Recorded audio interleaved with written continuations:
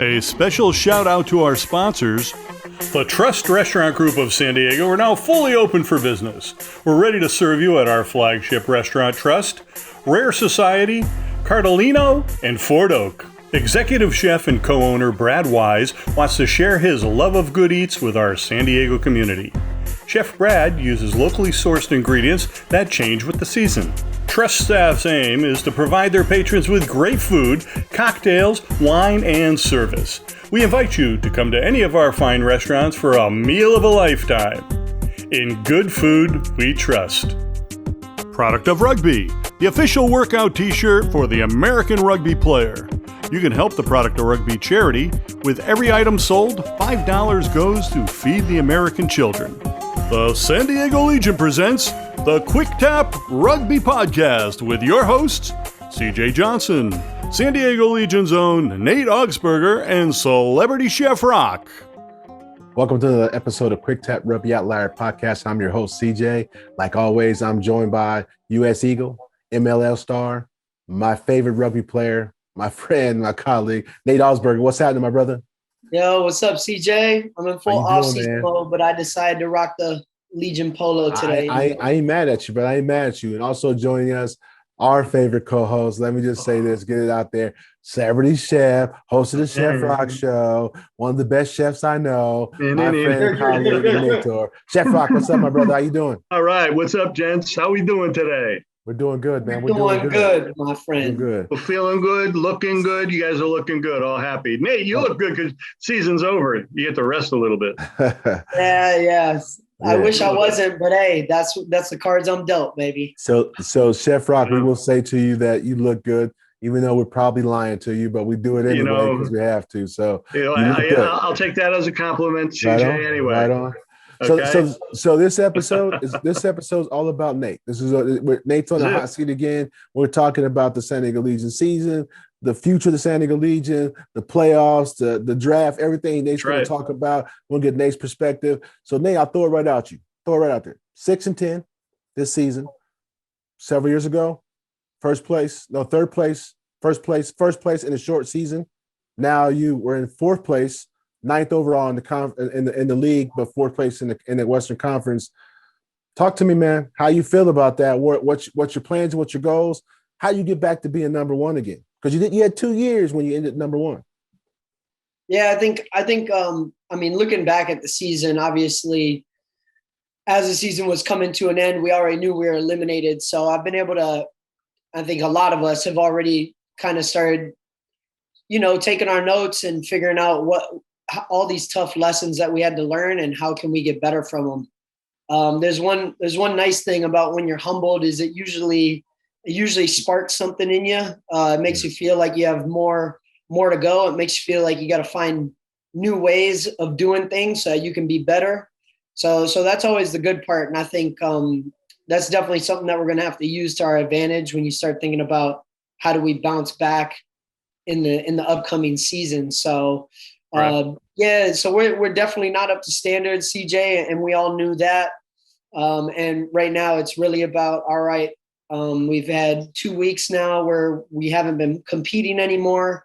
Our team's got guys flying back across the world to go home. We got some guys that are still around, and we've had all of our one-on-ones with coaches, kind of our closeout meetings and a closeout dinner as a team, to kind of just wrap the season up. And so I know I can say this for sure and wholeheartedly that all the players that were a part of this season, regardless of whether they intend to be back or not, or will be back or not, I think everybody felt like this is a place that they'd love to come back to. Right. This is a team they'd love to come back with and right some of the wrongs. So I think that's a really it's a really encouraging thing to see and to hear from other teammates, and guys are hungrier from having a season like we've had. So you have that conversation in the exit interview? Like, everybody has the exit interview when the season's over. Do you tell your coach, you tell your coach, like, I'm coming back because I'm super excited about where we ended as a team, the camaraderie as a team, the players that we had here. We just, again, obviously let's look at everything in the big picture. Starting your season off in Vegas, right? Not in San Diego, not your hometown. you kind of displaced a little bit because of COVID, and then you come back to San Diego. Just being displaced a little bit, that kind of gives you a little disadvantage to other teams, stuff like that. So there was some areas where the team itself, could have got really down on themselves because of where they were at. And then they had unfortunately, you had some injuries, other players had some injuries. Those things happen. So then you say in your extra interview to the coach and the player personnel people, look, this all happened. We're coming back, bringing everybody back together because I'm super excited about putting my best foot forward next season. Yeah, I think that, so just to paint the picture, our exit interviews consist of a one-on-one with the coaches where it's the player, and then it's the coaching staff and also a team manager. Right. So I think, and our strength and conditioning coach, Ryan Gallup, would be there too. So I think it's taking the whole picture of the season and allowing us to have conversations about specifics, but also the overview. And CJ, you already listed a bunch of really valid reasons on why we may have fell short from what we had hoped this year. And I think those reasons are something that whenever you talk about, whether it's to the coaches or to anybody about the season, those are valid reasons. But I think for us as players and as people who are going to move this thing forward, for me especially, how can I move those things aside and really look at what we did with what we could control? And I think there's a lot more positives when you start to look at it that way. Guys not giving up on the season, guys staying in the fight all the way, guys genuinely trying to, we got 3 weeks left in the season and guys are still coming in looking for extras, watching their film, like professional tendencies were showing, even though we might have been out of the comp. So I think those are the positive things I look at. And then there's also other things that within the house of the team or in-house, I think we all know that there's some things that we could fix and maybe go about doing some things differently. And it's all only going to be better when we're staying in San Diego for an entire season. We're going to have a whole off season where we can make adjustments. Like the owners want to get us in the best possible to perform as well. They're not just sitting there going, we would have expected you guys to rise above everything. They totally know and are in touch with us to know what needs to be done. So, you just start thinking about the confidence that's going to breed for us in the upcoming season. Yeah, in all organized sports, you have a tendency to, there's 12 teams in the MLR and only playing this weekend coming up, right? For the championship. So there's 10 teams that are doing exactly what the Legion's doing and are reevaluating what happened this year. How do we improve next year? Who do we keep? Who do we try to get? I guess it's just like any other team, things will change next year, especially when you think you might have a team that you think would win it next year. But then maybe only half those guys come back. So how does that work with you guys? Do you get some updates? Like when do they decide who's staying and who's going? They'll start deciding a lot of those things now, Chef, like straight away. And I'm sure there's even Rooney had an early exit in the semifinal last weekend. Utah did as well.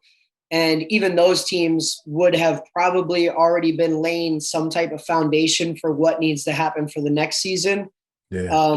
So it's one of those things you do try and stay one step ahead and you try and know exactly where you're at, even while you're still competing for a championship. No different than like other professional sports. It happens quite often, right? You find out like this coach is actually going to be leaving and is being recruited for a head coaching job on another team. Right.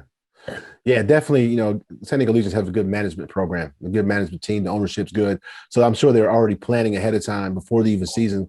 Last couple of games of the season, they're already thinking about next season, who to bring back and what to do and, how to prepare for it. And then also stabilizing the organization, making sure that you're in San Diego. COVID is still running rampant, you know what I'm saying? But the thing is that hopefully by next season, it'll be kind of under control. And then the environment and the fans, you don't know how important fans are to a team. When you come home to play a game or you guys played on the road several times and I'm not sure. I was trying to look it up and I was trying to make sure. But I think you had a better away record than you had a home record, right? This season, right? If you count Chula Vista Training Center, as an away game, then definitely we've done better away than we did the couple games that we got at our proper home at Torero. So if you put that together and you say, hey, we played great as an away team. So when we come back next season, we focus on home, have the home crowd and the fans with us. I think you're gonna have something special next season. So, what's coming up, in the immediate future for you, Nate, and what you're planning to do, and the future podcasting we're going to be doing, stuff like that, the draft. What you think of what's going on right now in the world of MLR? Well, first and foremost, I mean, obviously, I'm going to be in San Diego. This is where me and my wife live. So I'm hoping to definitely be a part of the group that gets to right the wrongs from this season for next season. In the immediate future, I mean, even today I had an honest man's day work. I went and installed some cabinets and stuff. That's something I can do anything, guys. That's unbelievable. Guy. I get taught something, I can do it. So I'm actually, I'll do some of that. And then coaching. The San Diego Legion Academy will definitely get going here as the off season starts up. I know kids are going to be going back to school, but there's definitely going to be a desire to get the San Diego Legion Academy out in the community with our players helping coach and get. So let me hold you. Real quick. Where do kids go that say someone's listening to this podcast and they want to sign up and go to the academy? They just go to SanDiegoLegion.com or something like that, or where do they go? Well, San Diego Legion, I don't think SanDiegoLegion.com has a whole academy set up yet, and our academy up to this stage has been players who coach going out into the community and coaching. So it's kind of like an affiliate with San Diego Legion to go help their club, gotcha. Training camp. That's what it's been. Otherwise, there is a group of, I think, 10 to 12 younger players, obviously guys who have a future that are going to be able to train and would be training with our academy. So it's kind of a two-headed monster as far as involvement with the San Diego Legion Academy. Okay. And then this past weekend, I went to a massive under 14s was the youngest age. So any kids under 14 years old, all the way up to under 23. So that includes U18, U16, U14. I went to a massive tournament this past weekend. Watched a lot of high school kids compete their guts out, both boys and girls. There was thousands of people there. There was, had to have been 30 to 40 teams there. And it was just amazing to see everybody hungry for rugby, because I think the one thing is, huge kudos to the MLR. No canceled games throughout an entire COVID period, where in other places in the world, games have been canceled. And then even the Olympics players are getting sent home and stuff because of COVID and stuff. Exactly. I think the thing we forget is that actually a lot of club rugby has been on hold for even longer. I think the men's club sevens has started up, and they're going to have nationals coming up here soon. But as far as high school, lower level rugby, it's just been a hard grind for those guys. So to see a bunch of kids out there competing and playing hard was awesome. And kudos to Rhinos Rugby Academy for getting a bunch of teams up there so they could compete. Yeah, we get rugby is. I'm sorry, Chef. I'll let you speak in one second. Okay. I just want to put that out there. We get a lot of response to the podcast on our Instagram account. So I think that the uptick already is happening even bigger in rugby in the United States. I think you guys have a lot to do with that, and the MLR has a lot to do with that. And San Diego is a perfect city for rugby. Climate all year long. You could play 12 months out of the year and stuff. So awesome. Go ahead, Chef. I'm sorry, I didn't tell mean me about it. Okay.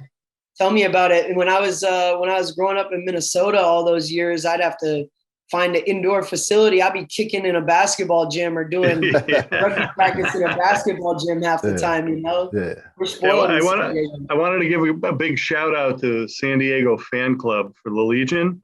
I don't know if you realize. I mean, I didn't see the latest fan count, but it was a couple thousand people, and they comment all the time. They're constantly posting, so I jump in there every now and then and send them the quick tap. Get out to see Nate. And it's starting to build, and it's kind of cool to see, because it's grassroots. You know, you have the people that come to the games all the time, but there are a lot of people that just don't go to the games, but are still fans and watch it on TV. Right. And I think building that base, you're going on, this is what, year 4? You hit that 5-year mark next season. And I really think that you're going to develop this fan base that's going to fill the stadium wherever it happens to be. Are they still playing next year in the same stadium, Tolero? I'm not sure, Chef. I think Torero is definitely still a desired place to be. But the other development locally here in San Diego, as you guys would know, is Qualcomm. The refurbishing they're doing of that stadium. Right. I've heard that it's going to be a multi-sport stadium, multifaceted, and obviously SDSU is going to handle majority of the benefits of that new stadium. So, you know, maybe we slide in there, and that would actually. I drove by it the other day, Nate. There's a big pile of sand right now. Dude, let me just tell you. Did you see it? Let me tell you. I live next door to it, pretty much. Yeah, so I drive by it every single day. It's actually built. It's actually got the stadium like silhouette already built for an actual stadium. No kidding. So it's actually up like a stadium right now, and it's interesting because it's really close to the street. And like before, Qualcomm Stadium was really far in, so it's actually really close to the street. It's going to be massive, but you know, again, it's like Nate said, it's going to be lots of different, you know, sports being played there in that facility. So that'd be the ideal place for the San Diego Legion in the future to play. I'd be super excited, but I also hate. It's been super great that the Chargers not here because I don't have to deal with traffic. And traffic was horrible. Traffic, right? It was horrible. I hated it. I hated it with a passion. But yeah, the San Diego State coming back. Most of the students will probably not drive cars there. They will actually take the trolley from the college down. So I think it'll be traffic won't be as bad. But it definitely be an ideal situation for the San Diego Legion to play in. So Nate, we got the MLR draft coming up, man. Talk to us about that. What you're looking for, what your expectations are. Do you have some players that you're thinking about, or you would like the San Diego Legion to draft? And you know, give us some insight to the draft. What's going on? I'll be honest. About the draft. Sorry. Say it again, CJ. Then what you're planning to do? You're going to cover the draft a little bit through the podcast, right? Yeah. So I think with the podcast, we'll have some fun. Patrick Madden is a local San Diego guy, so I'm hoping to get him involved. And obviously, he's a little closer to the collegiate rugby scene. He'd probably have a better idea of which players are on the menu. But for me, I mean, I just get excited about it. I think, like you said, we'll cover it on the podcast. We'll try and build this thing up. I think it's always great to encourage a pathway that goes through college, right? Because encourages people to get their education. It allows kids to develop a little bit more. Like when I graduated high school, I needed those 4 years to develop to touch the kind of level that I ended up getting to. I couldn't just rock up as an 18-year-old. Now some guys will, and that'll be great. And hopefully the academies are in place for those guys too. But I just think it's something that you get excited about. And my thing is that I think there was probably 5 or 6 guys, both Pat and Kozar Cone, our draft picks. Kozar Cone got in there and scored a couple tries. Pat had a little bit more limited time, but he was good with his development throughout the season and got himself in the roster late.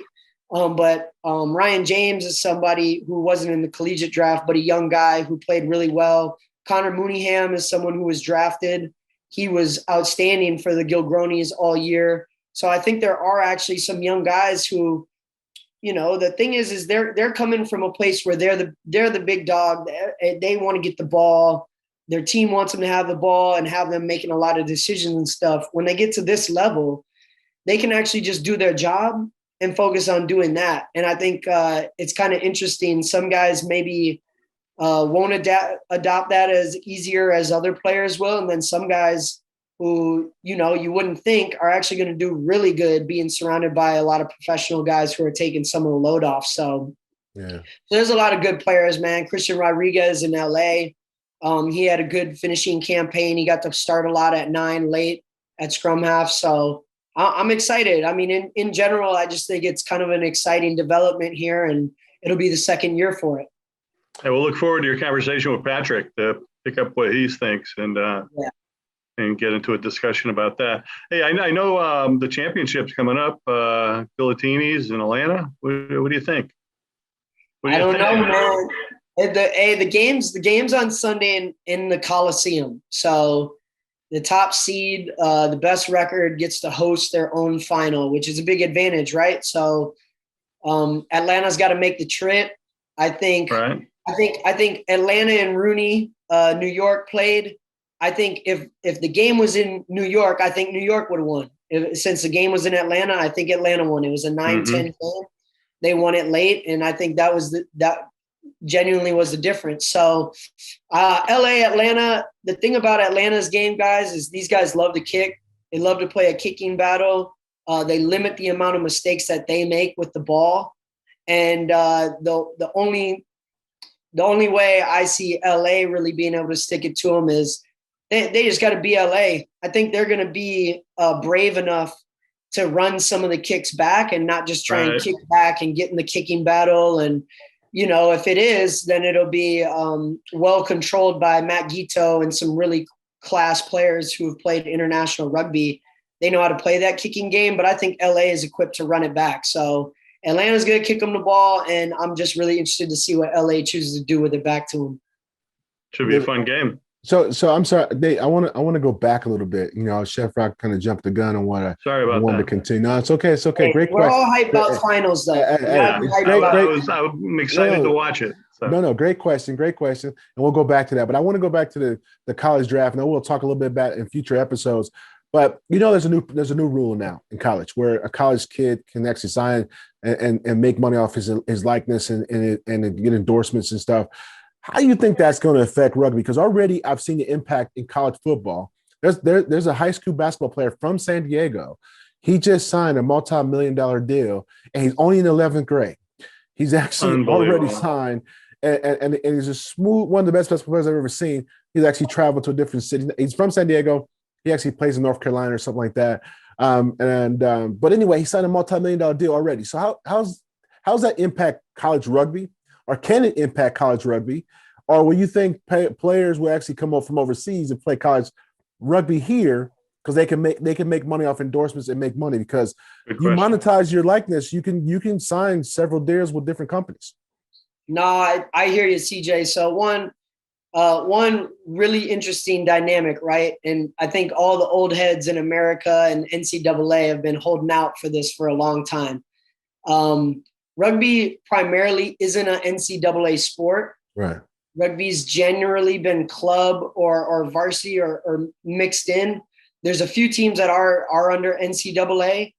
So I think unfortunately, I think it's another pathway for someone to go, yeah, rugby's cool, but I have a bit more of a future or more of a financial opportunity or gain if I choose this sport. So people trying to go for the NFL or trying to go play football, it's like even more so than ever.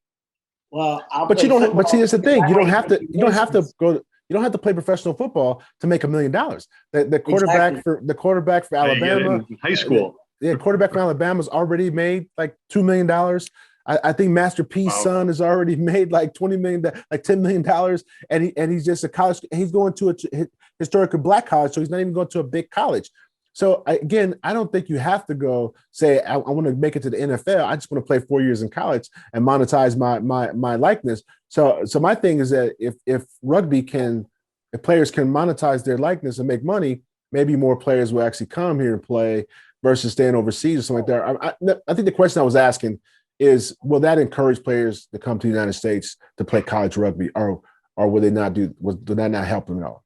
It could potentially. I mean, it just really depends on how the being able to monetize off your likeness affects the college rugby scene or the rugby scene in general. For that, I still, at the end of the day, I think rugby, and this would be my take on it, I think rugby has not been an NCAA sport for a various amount of reasons, but I think there's like a goodness in it because it's kind of been separate. I mean, the spirit of the game is different from a football, from a basketball. And so I think in a way we're keeping those values at the heart of the game, which I think is healthy for the game. And I'd rather see the game grow with that in mind. However, I want to see some people make their money. I want to see guys not have to do what I did, move and make this and have to make some real sacrifices with their life, because rugby is not the, flashiest road to go down. It's actually a really humble path to take. So that's kind of where I stand with it. I think the Olympics is going to help that a little bit with rugby. I think the exposure is going to get through the Olympics. Some of the things I've been seeing, advertisements and stuff like that right now, I think it's going to make kids go, wow, you know what I'm saying? I could do this and make money at it and do a living. So I'm super excited for where it's going. And I hope that they can make money in college as well. You know what I'm saying? Well, I think, it's funny that you say that. And I'm thinking how some of the old football players that I have met from the 60s and 70s, like Ben Davidson. Okay, so this is where we go with the Chef Roc stories, ladies and gentlemen. I got one for you, but not yet. So this is like he would tell me the stories. They made $25,000 a year, to play football, and they all had jobs afterwards when they left. Right. And I think you guys are at that stage right now where you guys are the base, and now, like with CJ, you're saying some of these kids might be able to make some extra moolah by endorsements through college.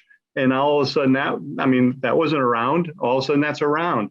And some of these kids might say, hey, you know what? I can make a lot of money doing rugby because nobody's doing it, And now all of a sudden I go for all these endorsements. Yeah. And maybe this is a way to get some other, cross players like, or football players that play, in college and go, man, if I do rugby, nobody's there, and it's building. Yeah. And then all of a sudden your guys' base is jumping up. So I think it's good.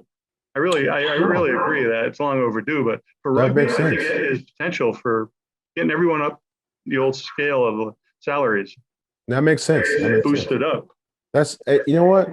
As long as we've been doing the podcast, that is probably the most intelligent answer that you've given on this show.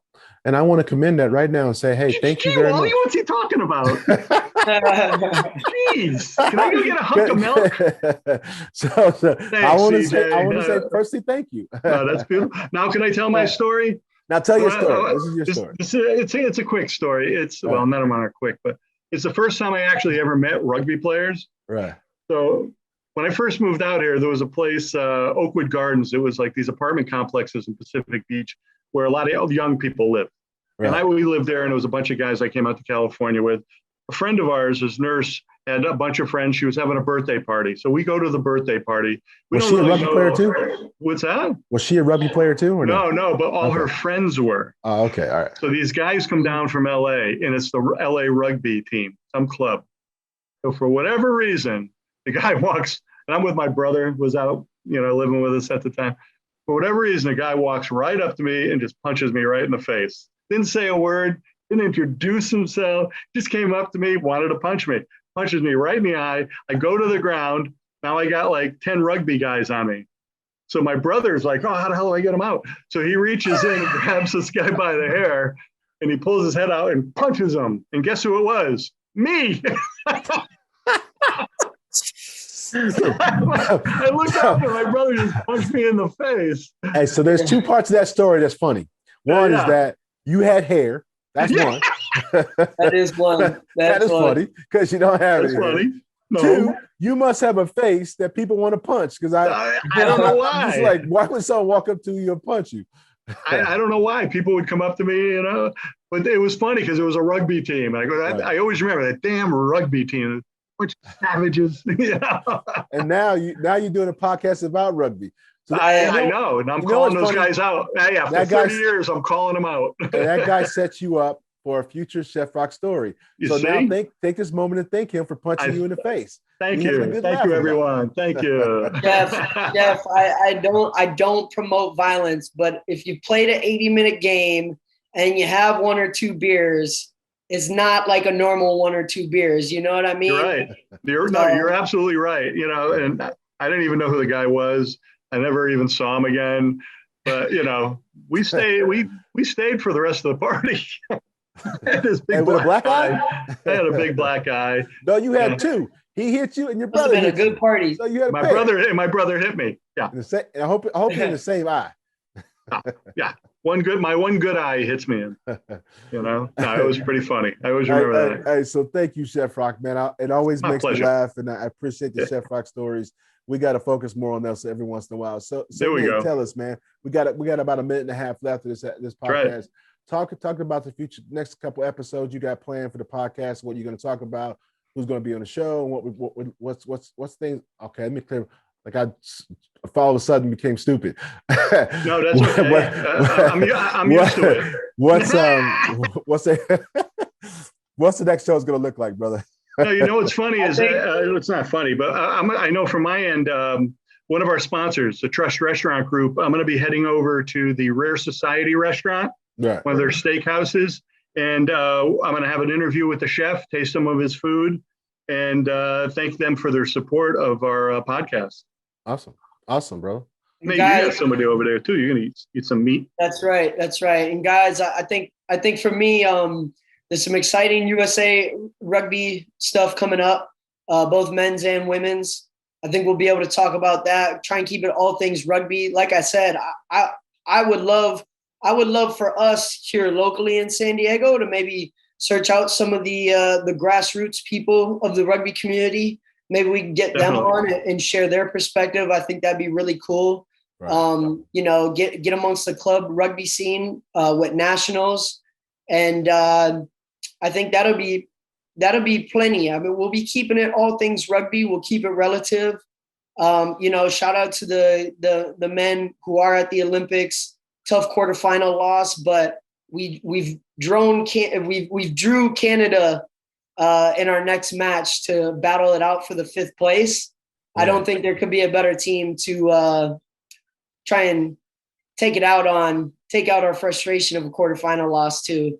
So that'll be good. And that'll be great, all things rugby, all things community, baby. We'll just keep exposing how great it is just to be around this sport, and just keep raising the level, raise the bar. Sounds good, brother. Gentlemen. Thank you very much. I appreciate another great episode, man. Nate, I love you, man. Good luck in the next couple episodes. Y'all, man. All right, quick tap out, brothers. Peace out. Quick tap out.